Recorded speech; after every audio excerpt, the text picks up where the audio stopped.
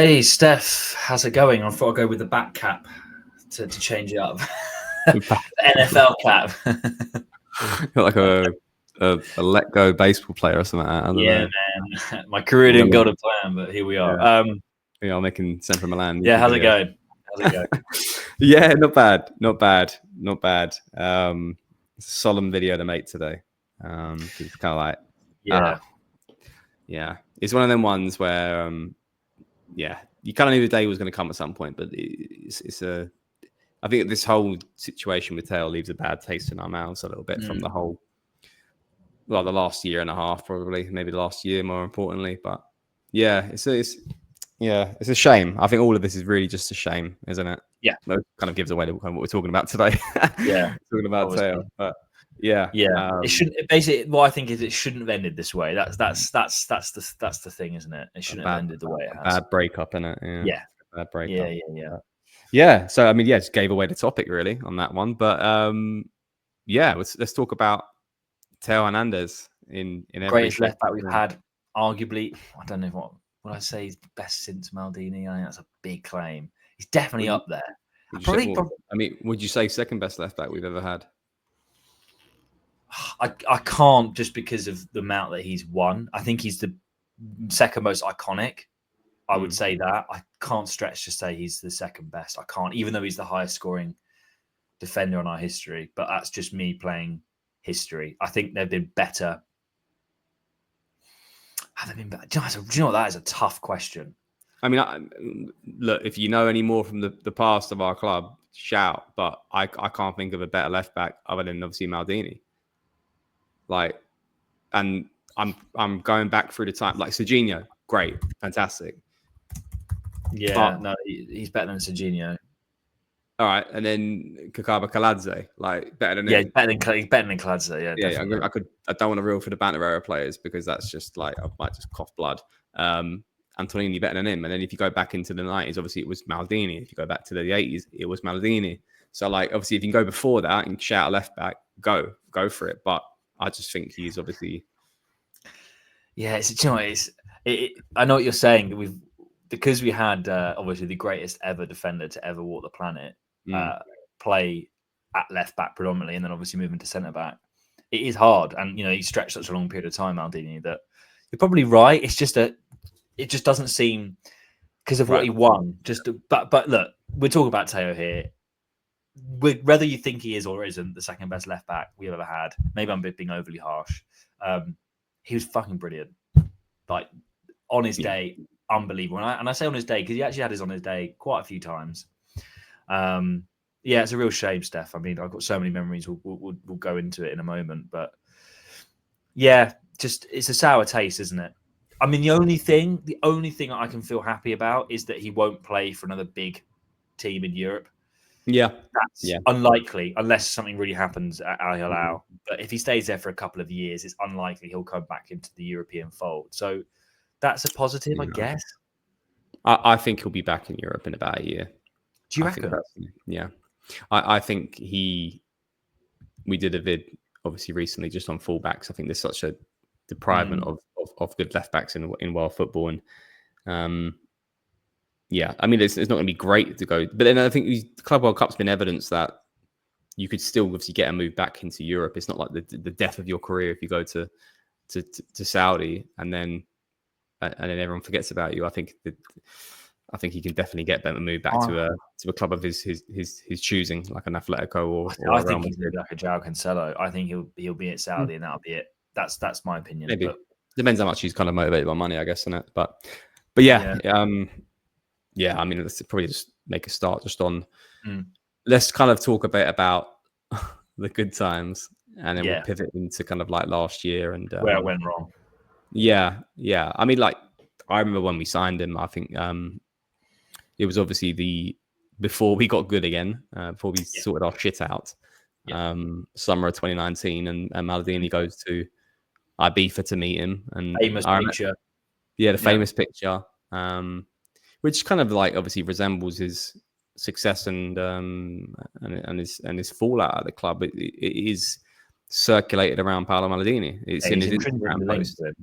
Yeah, and he's Maldini sold him the project, he sold him the journey, he sold him the love and the understanding of what it means to be a Milan player and to play for the will of the fans. And he definitely fucking put that on his chest on both of his, because he's a player that when things were right, and there were, and to your point, a lot of it was right.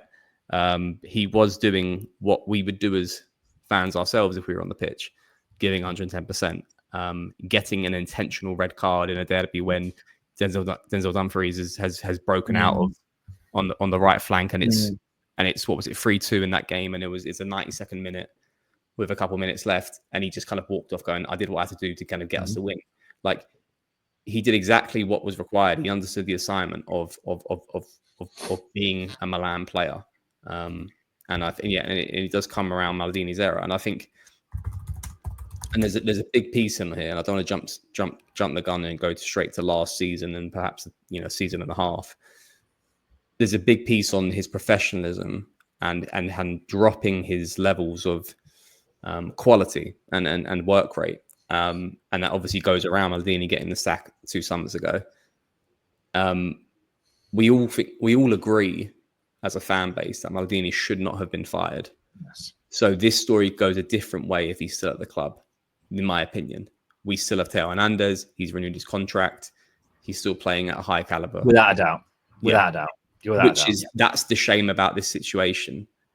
It's not that we sold him because we found a better option. And it's not that we sold him because he wanted to go to a different club.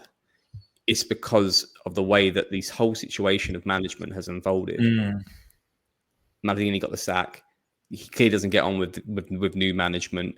Has nothing to relate to. Doesn't want to renew his contract. Is not bought in with the project anymore. It's literally gone like this. He's come in and it's gone like that, and it's ended like that. And that's the big shame about all of this, isn't it? It's like, these are things within our control, and it's not like the idea of Theo going was always going to be big money transfer, Real Madrid or someone from the Premier League coming in for 60, 70, 80 million euros probably in above of that. And it's a deal that we couldn't scoff at, and we took the financial gain. It's not that. He's gone to Al Hilal with his Al Ali for 25 to 30 million euros because he's got 1 year left on his deal. It's just, it's a shame. It's a real shame, because it also doesn't do him justice as a player, because he's a fucking fantastic player. It doesn't. I think there's a couple of things I want to touch on. First, going back to when we signed him, everyone needs to remember that it was the same summer we signed Leao, okay, and then we signed Mike the year after, I believe. But when we had that, Mike came 2 years later. 2 years later. later. Because it was. Yeah, it was. But what I'm saying is, after, and then Mike the season after that. But Theo was what you said about the indication that we were kind of back from the dead. Theo was the first player that had hit the stride. He hit the stride way before Leao did. Guys, do not forget that. Theo became what we had been missing for basically 7-8 years, i.e. a fantastic player, young player with hunger and drive. We hadn't experienced that in 7-8 years, and he was the first one. And I remember it. What was the game he did? The strongman celebration. It was in that season. Was it against Juve? I think it was. I think he scored a volley against Udinese. Yeah, that was the moment. That was the moment. And we were like, shit, we've got a player here. And we hadn't had a player in a long, long time. Leao came later. Mike came later. Blah, blah, blah, blah, blah. Fine. But Theo was the first one. So that's something that I think we should all remember as well. He really was that, like you said, of the meeting with Maldini, the project at the time. He really was that signifier of like, oh, shit, we're actually kind of becoming a bit more of a serious football club again. So he is intrinsically linked with Maldini, as you said. And yeah, I mean, it's sad. It's really sad. Yeah, I don't know what else to say about the relationship, how it soured in that sense. But we'll come on a bit more to last season, I think, and that's the reality bit. But to kind of bring us back a little bit to kind of the good moments and stuff. Yeah, some of the goals he scored, and And favorite goal, well. Like it's got to be the because I know Atalanta mine. one. Atalanta. Yeah. So mine has to be the Lazio, the other coast to coast goal that he scored, and only because I saw that live in the flesh. Fair play. Yeah, and it wasn't as good as the Atalanta one, but he did that. I think it was the same season, right? And it was about season after. Fair enough, but it was quite close proximity to when he scored the one, maybe 6 months before, 7 months before he scored the one at Atalanta, and I think that he did it twice in a big important game. Both games, big important games, unbelievable. So yeah, I agree. The Atalanta one was the most impressive goal. It's probably one of the most impressive goals a fullback scored ever. But for me, the Lazio one, which was just a shy off less impressive, but only because I saw it in the flesh, and it was insane. It was the San Siro was popping in summer. It was nuts. Yeah, but the Atalanta one, man. The Atalanta one, man. It's like we were in Canada watching it in Toronto. We met Naim from he's on Milan Twitter and stuff in it. So we met up first time we met him. We were watching this game. Obviously, what was it? I want to say it was the penultimate game of the season. It was winter. I know that. No. It was the last. Yeah, the Atalanta game. It was the second last game of the season because we had to win because then we had to play with Sassuolo last game, innit, to win the league. Oh yeah, fuck me, my memory's bad. Yeah, okay, that makes more sense. We were 1-0 up. Obviously, Leao scored. Macias puts him through, and then basically Atalanta are kind of like attacking on us, and then it's like, Rebic wins the ball. Krunic wins the ball back, and then it's like Theo on that run, man. I because we were watching it because we went to a sports bar, and we thought they'd play the game. They didn't. So Naim brought his laptop out, and I'm just staring at this run whilst we're talking, but just like in disbelief of the whole thing. It was like Kaka. Like it brought me back to those sort of moments where, like, as a child watching Kaka to sort of run most of the pitch and bury a goal in, and it just remembered me like that. And that's such an incredible goal, and like just even Leao just being like that afterwards, like what the fuck, like it was. I remember. I think it was almost the Atalanta players. I remember the Coop Miners. I think he was the last play he had to get past. He was the one who was trying to get the ball off him, innit? Yeah, and I remember. I think it was when he got past Coop Miners. It almost felt like the Atalanta players, like he almost had like a barrier, like they couldn't get in. Like he was just a step ahead. He was faster and stronger. Oh my god, yeah. He's a lot of moments where like. I hugged AJ for the Lazio one. I remember. Actually, this is a funny story because it was the first time I met AJ. We were tour group. We were in watching the San Siro, and I remember we were sat next to each other, and then our partners were on either side. We didn't hug our partners. We scored that goal and gave each other's a hug. Like just to see that, it was a mad. That's like the level of. Bromance, I mean, more the level of like, what the fuck have we just seen? Another one, like what a player! Like you said, so many memories. That's just two. Yeah, it's just like I mean, he scored a last minute winner against Lazio. He scored a header from a corner, like, and that was like season after that. Season after, it was second season of Pioli, but like there was just so many things where like left foot long distance shot. Fucking marauding run. He's popped up in the box. Like volleys as well. His left foot shot is sick. Yeah, incredible, and an assist as well. I mean, like he was putting up like double digits a season, which was like unheard of from a left back. We were like, everyone's comparing him to basically wingers that he's scoring that many goals, but and obviously could put away a penalty from time to time. Not all the time, especially in the latter games, but could put away a penalty. So I think he definitely, in my opinion, he goes down as probably second left back we've ever had at the club because quality can't be denied. And I think also one thing to call him out on, which is the one thing that I was quite disappointed in him last season, was his speed and his work rate to defend. Yes, he wasn't great 1-on-1, but when it came to counterattacks, he would shut that shit down because of his speed. Like you wouldn't be worried about kind of a counterattack because Tail would come in and be like, all right, sweet, and then it's just the winger would give up or the forward would give up because he's clearly got that about him.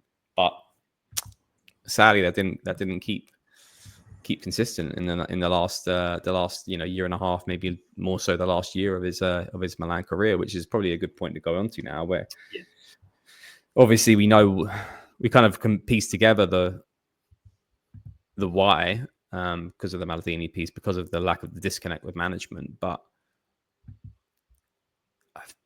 back last season. I'm sorry, but if last season was awful, it was awful from him. From a professionalism perspective, there's Ollie did this. I think he's done a clip or a video on it, but like you got the whole like, if you're gonna call it the Watergate scandal against Lazio and stuff like that. Obviously, Leao's culpable in that moment too, and they claim that they didn't know that there was a team talk going on or something like that.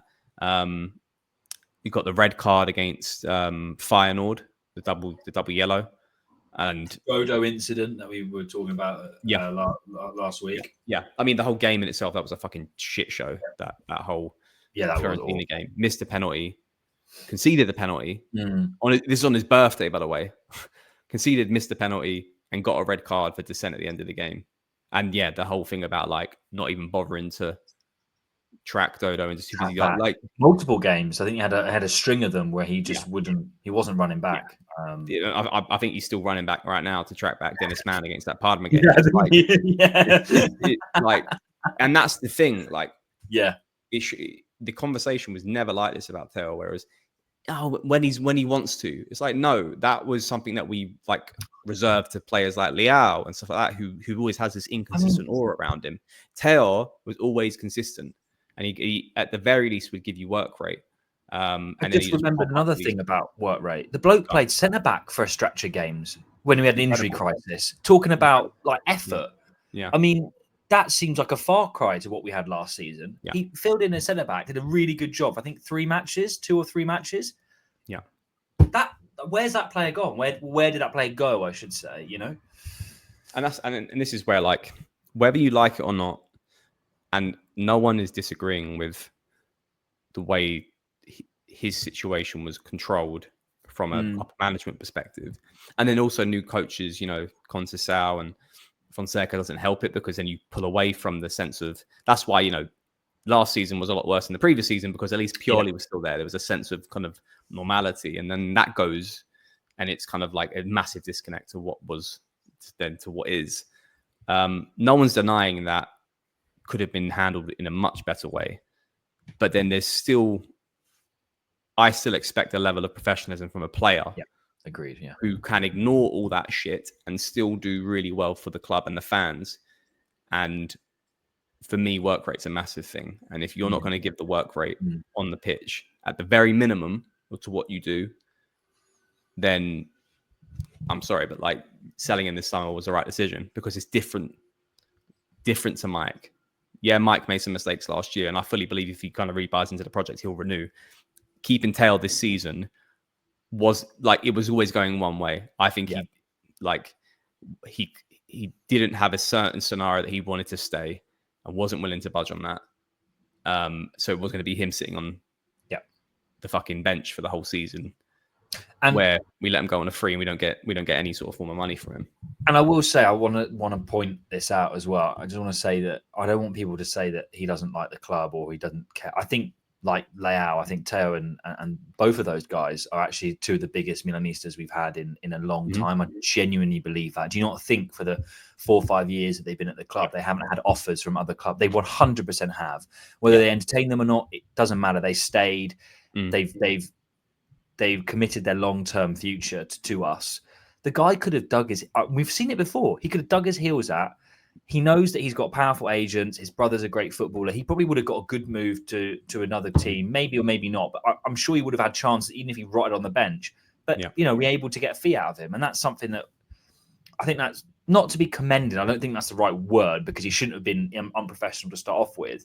But a lot of other players could have been a lot more, I don't know, worse about that. And he was like, no, I don't mind. He's helped us get a fee. Yeah.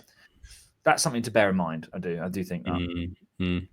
And it's probably like a reason why like the situation was bad as it was, because if he's been willing just to go like, and I think it's a bit of kind of thinking about the fans there and what's the best interest for the club. There's also probably a bit of kind of just getting away from a toxic environment, which at that point, his relationship with management, it was just never going to be recovered. Otherwise, he would do what Mike would do, which would be willing to kind of like be like, let's give it a year, let's see where we get on, and go from there. But it's not the case, and it's probably the right decision for it. if we recover in that position is another story, because obviously we've just spoke a bit about what he offers us. He offered us. Can you get someone like that? And the answer is no. So I think the reality has to be kind of like we said about these players that we've been linked with from a fullback position perspective. It's you're just not going to, and that's why I think he's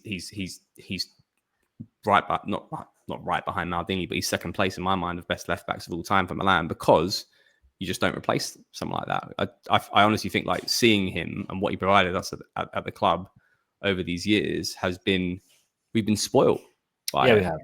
Yeah, we've been spoiled by it. You know, him. I would actually say alongside Leao, but Leao's a different conversation. You could argue that they probably deserved a bit better than what they've had at Milan in terms of what we've won. They're players that both of them, but especially Theo, again, when you factor in the lack of talent in the left back position, that's the point we're trying to make. There are lots of good left wingers.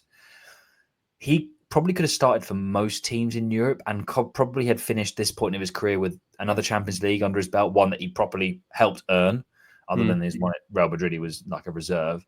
Yeah. Probably another league title, a couple of league titles, a couple more domestic cups, and that would be more representative of the quality of player that he is. But instead, technically, all he's got to show for it is a Serie A and a Supercoppa, which is great. But does that represent the second best left back in Milan's history? No, and that's why. I mean, I'm purely talking about a trophy haul in terms of like he is probably the second best. But if you look at his trophy cabinet, you think, oh god, you know, there's a bit of a gap there, you know. Yeah, that's more. I think more or less as a club, isn't it? But yeah, it is 100%. That's what I mean. That's what I mean. You know. Yeah, it's a service to them as players. Yeah, and thinking back on the Super Cup as well, like he had a shocking season, but like I think if you look at 70% of it, but the Super Cup gets I think he got an assist for the Pulisic goal against Juventus. And then he also got a goal, the first goal from the 3-2 comeback against Inter in the final. So as bad as he had a season, he still kind of fucking popped up. And obviously like a month later, he gets double yellow card against Feyenoord. So it's like, great. But that goes to show you, in my mind, his quality, because it's just, it's just what he gives you is just incredible. But yeah, it's such a shame overall. I think just how it's ended.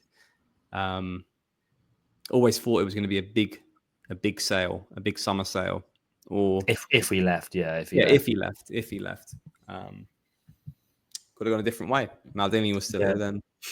I think he's someone that stays into his 30s personally. Yeah, I agree. I think he had at one point, and I've said this actually in lots of videos, but a while back now, really. But I thought he was our captain. I really did at a point. That went a couple of years ago, not just last year. I could see that he didn't have the right minerals, but there was a point, the year we won the Scudetto, that year I could think, okay, we had Romagnoli then, didn't we? Still technically, but I was like, oh man, this guy, because I think that was his best ever season. A lot of our players' best ever seasons, but he was electric then, and to think that he could have been that sort of Maldini. Reborn to a degree, very different play styles, but he was nurtured by Maldini and everything like that. And to think, I really thought he was the captain, the future captain. I really did, like you said, into his late 30s, really. But to think that he now in his prime is at Al Hilal, possibly like you think maybe back in Europe in a year or two, and he's never coming back to Milan, and you just think, God, that sucks. That really does suck. I think I'm going to say this. The reality is it's not going to be the case, but like, should anything happen with management, I think he could come back one day. Like, I think that's wishful thinking. I honestly think, if Maldini come back, if Maldini was to come back, I think he would come back. But that's. I mean, who was one of the first people to comment? And Maldini's not active on socials, by the way, but he was one of the first people to be like "Grande Theo," fortissimo, whatever, saying he's such a strong player and everything like that, but. They clearly had a special bond, and I would love to know what's rattling around Maldini's head now, just about Milan in general. I would love. Probably laughing at the situation. I think he respects Tarre and Allegri, though. I think that he's probably like, that's all right. But I think that's where his respect stops. But interesting, really interesting. Do you think he'll be a success at Al Hilal? Actually, touching on that quickly. I hope he does. I really hope he does. I think as long as he's just happy again, because it's like it is like when there was like a breakup and I just wish he's happy, you know, like fucking. I just wanted to be happy. Even if it's not with me. Yeah, it's literally like that, and then just I don't know. I really hope he doesn't spiral and like become. Just look at the move as going, I just get some money and I can play at 50% of my, and then he's never going to come back to Europe and like a shell of this what could have been, because even if like at the risk of him coming back to Europe and being a star for someone else, I would still go, you know what, man, fucking I'm damn happy that you deserve to be where you should be, which is kind of like playing really well for a top club. It's not his fault that we fucked it up to an extent. So like I really hope he kind of like doesn't go out there and plays at like 50% capacity, and then it's just like it would just be such a damn shame and a waste of what is a fantastic player in my mind. Yeah, absolutely. Well said. Obviously, we'd love to know what everyone else thinks. I'm sure there are lots of people that disagree. There's a lot of people I reckon that are probably like good riddance. I hope not too many, but there probably will be a few. But I'd like to think that most people can separate their allegiances wherever they may lie, and just appreciate the player that we had, because he did care. I do think that's evident. So yeah, it'd be a long time, I think, until we see another quality left back at AC Milan. Unfortunately, I think that much is true. So I don't have much to say, mate. Unless we get Archie Brown, he's the answer. Cry in a corner. Yeah. In a corner. Yeah, no, that's pretty much it, really. Yeah. So I guess let us know what you think. Like, if you think selling him was the right move, even with a year left on his deal. Are you happy he's gone? Were you convinced that it was all management's fault, or is he to blame? I mean, there's a lot of kind of a yes in all of what I just said there, in my opinion, and it's quite easy to kind of sit on the fence with all this, but I do think it's a compilation of a sequence of events that have transpired as to where we are as a present, which is, once again, just goes back to kind of like, I wouldn't have thought this would be the case 2 years ago or a year ago. Yeah. Which is the sad thing about all of this. And we did something for Calabria back in January. This is different to that, because Calabria was always kind of, Primavera, worked its way through, but he had a ceiling. Mm-hmm. This is different, and the narrative was always Theo versus Calabria, and Theo was obviously the more superior one. This is different in a sense of like, it's Calabria, guard of honor, great. This is kind of more of it leaves a really sour taste in the mouth. Like that's what Ollie said as well in his vid. But like, yeah, man. But I just wish him the best, man. That's what it is. Yeah. Well said. We'll leave it at that, guys. Obviously, haven't plugged the extra stuff for a while, but check out the bonus pod. There's lots of stuff coming out. Obviously, when the transfers come out, we'll be there with bonus content. You can try the Substat for free, right? You can get involved in our Discord. There's lots of stuff that we can get involved in. And like you said in last week's vid, Steph, there's so much work still to do. So expect a lot of movement. But yeah. Ciao, Theo. Boca Lupo de Al Hilal. We'll miss you a lot. Il Trano, or whatever they called it, the train. I thought you were going to say that in Saudi. I was like, fucking hell, you prepared? Yeah. But, no, I'm not going to try that. I might offend someone. I'll tell you that. But we'll miss you. But yeah, all the best, mate. Cool. To Theo. You take care as well. Yeah, you fuck off. All right, guys. Thanks for listening. Take care. Bye. Ciao, ciao.